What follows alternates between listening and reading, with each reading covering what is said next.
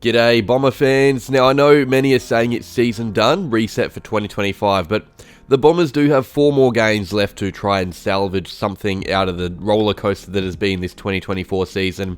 This weekend we host Fremantle at the MCG. It's gone from a must-win game to a must-not-embarrass-ourselves game. We need a response from the boys. We need to see something that gives us some hope for the future.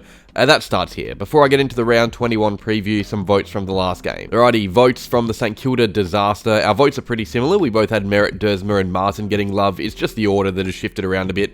As for the role player, that was slightly different. Durham and Jones get an extra vote. And now, as I said last week, I will not be showing the overall tally to end the year, just to build suspense for my Player of the Year video that I'll put out at the end of the season. But I think you know who's winning. I'd have to disqualify Zach Merritt for being too good to make it interesting. There is a genuine battle for that podium still though. Alright, Sunday afternoon, MCG, what many thought would once be a elimination final preview between two improved teams looks to be more like a dead rubber clash. Essendon and Fremantle, why is it being played at the MCG? Don't ask me, but I'll be going to this game, unfortunately. And now I'm yet to see Essendon lose in Melbourne this year, so maybe that's a sign of things to come. Take that into account when you're getting your tips in. But we all know who the favourites going into this game are. The Dockers have been outstanding this year. They're currently 3rd on the ladder. They've won 4 of their last 5. They smashed the Demons, beat the Swans at the SCG. They are a genuinely good team, and we are not. We're fresh off losses to bottom 5 teams. We haven't beaten a top 8 side since early in May. There is clearly one good side and one not so good side here, and you don't need to think too hard to understand which is which. We should be losing this game of footy, but of course, knowing Essendon, it would be very on brand to go out and claim a top 4 scalp when it doesn't really matter too much. That would honestly annoy me more than a loss, and I just know it's a possibility as well. Watch us go out and win by 50 points, keep our season alive, and then crumble at the Gabba when we need to win, lose by 200 there. That honestly feels very on brand with Essendon if you ask me. But let's talk about this current game though. Let's talk about Fremantle and what makes them so good as a team. Alrighty, well, Freo are a top 4 team, and they are not just a top 4 team that is hiding there because of their ability to beat bad opponents like we used to be. They are genuinely a proper footy side. This year they've beaten Brisbane, they've beaten the Bulldogs, they completely smashed Melbourne not once but twice, and most impressively, they beat Sydney at the SCG. They've claimed many a scalp. They have beaten 2 top 4 teams that only lost to the other because of controversy in gather round. They are genuinely one of the best teams in the competition, and I think a main reason for that is their ability to travel. They're really good on the road. They've won 5 of their 9 away games, the only losses being marginal bar 1 against the Dogs. The home ground advantage isn't really an advantage against this team. They can go out and beat anyone on their home deck, especially when said deck is the same size as their home ground. The MCG and Optus are the same dimensions. It suits the Dockers. They play on a ground of this width more than we do. If this was at Marvel, I don't know, maybe we'd have a bit more of an advantage, but the Dockers are going to travel to Melbourne and play us at the G in what promises to be a very small crowd. I'm guessing many are going to be boycotting, as they said they would be. That just plays into Freo's hands even more. So how do the Dockers play? How do we stop them? Well, Fremantle are defensively one of the very best teams in the competition. Only one team this year has conceded less than them, and that team is Sydney. It comes off the back of their ability to win territory. Freo are the most prolific clearance team in the competition. No team averages more clearances per game than the Dockers. You look at Brayshaw, Sarong, Young, Fife, who may not be playing due to suspension, but this is a team that really does do a lot of damage in the midfield, and more importantly, they really do limit the amount of action that goes against them. There aren't many teams better at getting territory but keeping it. They average the 3rd at least inside 50s against per game. You can just trust Fremantle to do 2 things. 1, get territory off the back of their strong midfield presence, and 2, keep it in their half of the ground because of their trustworthy zone.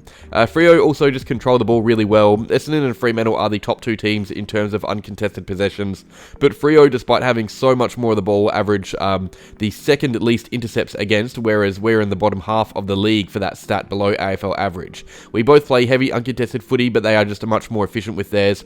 I also think Freo have more aces up their sleeve than we do. We both love uncontested footy, but Essendon can't really do much outside of that. The Essendon edge lasted for all of 2 weeks. Our midfield is inconsistent. It's strong at its best, but weak when it's poor. Merritt is genuinely our only reliable player right now. Freo are stacked down back across the board, really, for reliability. If Sarong is down, Brayshaw is there to lift. If Tracy is down, Amos can score. They won games without their captain, Alex Pearce. They still are. He's not playing. They have 2 rucks miles ahead of ours. They have so many players players that they can rely on. Picking danger players for this game is tough because they have so many, and we have a few that are 50-50 to play good games. We definitely can turn it on our day, but we can't back it up. We're not consistent. The Dockers have been shown up once or twice this year. The Hawks beat them recently in Tassie, albeit they were hit pretty hard by injury, so that I see as a bit of a mulligan from my eyes. The Dogs really put them to the sword at Marvel. They restricted their ball movement on a slimmer ground, and the Saints did well to do that against the Dockers earlier in the season as well. Freo are definitely a team that likes a wider surface, so the MCG really does play into their hands more than ours. But the game may be a little wet. Hopefully it's a little wet, which usually doesn't favour us, but the best way to play yourself into form as a team with a failing structure is to do so by heart, and the best way to win in the wet is by pure will. And now, reading into the weather radar for Melbourne is a bit silly, as I've discovered this year. Adelaide weather is much better, sorry guys. But this Freo side does definitely bleed. Every team this year does. Even Sydney have lost 4 of their last 5. I think to get on top of Freo, you need to hold the footy, even if it's lots of meaningless disposals that go nowhere. It might be boring, but the more footy you have, the less they have. You need to equalise in the guts as well, which is much easier said than done against this midfield. And we need to just see efficiency inside 50, which is it's much easier said than done here. It's been far too long without it. That back line is too good to be bombing it long and high to nothing. Ryan, Cox, they'll have a field day without entries. I think if we are just ultra patient, boring patient, it would go a long way for us to actually make this game a close one. The best way to ensure a Freo win is to be frantic and rushed with our ball movement. They're going to eat that up all day. I think what makes this game really interesting is the Bombers, us. Freo could absolutely smash us if they want. They're consistent. If we are as bad as we were against the Saints, I would say it's probably close to a 100-point drubbing. The Saints aren't that good a team. They're in the bottom 4 when we played them. This is a top 4 team. If we are even a fraction off the mark, they will make us pay. If we are hot, it could be a game. I don't know. This makes this match all between the ears. Freo aren't like Essendon at our best. We could play well and beat good teams in close matches. But Freo, when they play well, they belt teams. They beat Melbourne by almost 100 points. Our biggest win this year was 40 points against North Melbourne. Freo's average winning margin is 35 points. They average a win by almost our maximum winning margin each game. That shows the ruthlessness differential between these two teams. The Dockers aren't weak like Essendon. They can put teams to the sword. They could easily put us to the sword. If we can just hang in and make it close, after last week it would be a pass mark. It's sad to say out loud, but it's true. I don't expect to win this game. I just don't want a repeat of last weekend. Hope is lost for finals for me. A win would be great, but I honestly just want to see consistent effort, proof that our game can hold up against the best next year against good teams. We need to be competitive. If we get belted by Freo at the G, I really don't know what will happen when we play Brisbane at the Gabba. I genuinely think we're in GWS territory last year if that happens. I think to set us up for that game, because that's the game I'm really worried about, we need morale, and a big loss here would set us up for a bigger loss later in the year. We really need to start seeing players lift right now across the board. Langford's kicked 9 goals from his last 8 matches.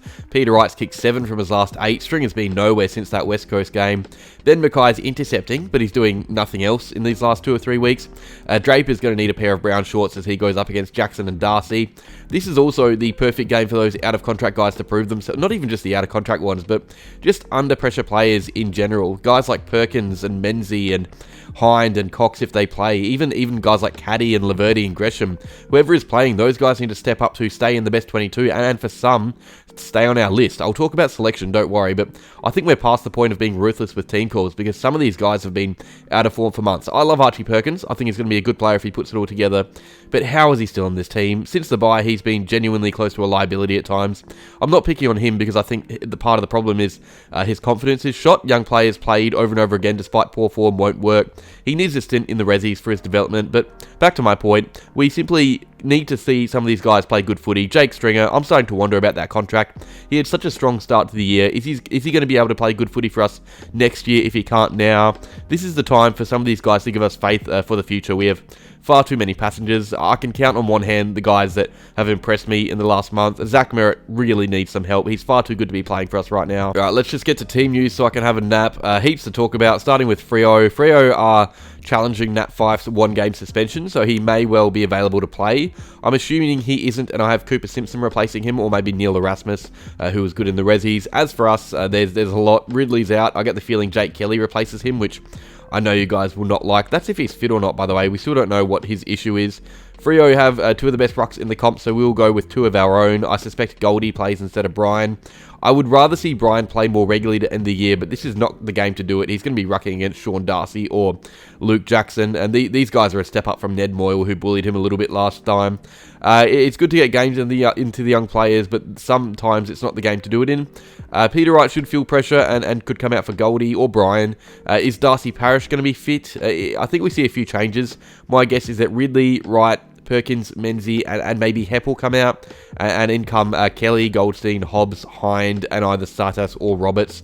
I really want to see Roberts play, but honestly, I have no clue what's going to happen. Maybe we only replace Ridley and keep Perkins in this team for some reason, play him in the ruck, swapping him out with Menzies, who knows. I just want to see some change, because nothing is working right now. Let me know what you think. Prediction time. I'm not going to predict the Bombers to win a game until they show us they can actually be competitive. I wouldn't be surprised if we won. The ultimate teasers that are Essendon would surely get a kick out of winning against the top 4 team the week after getting smashed against the bottom 4 team.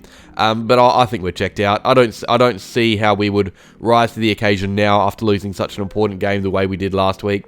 I think Freo win this one and win it pretty comfortably. I don't think it's a proper belting, although that wouldn't surprise me either. I think the Dockers win by 5 goals. A win would be good for morale, I think. But for me, one of two things would be ideal. We get absolutely belted and are shown that we are still a long way off, forcing us to make big changes, or we win, are shown that we can be competitive. I think neither of those things happen though, and we're yet again forced to question where we are as a team, keeping it consistent. That is that. Get out to the game if you can. Join me. I get there may be frustration, but we don't want to be like Richmond, a team who can only get 20k out to their home games. Support the boys at their worst and their best. I'll see you there. For now, like, subscribe, and go Bombers.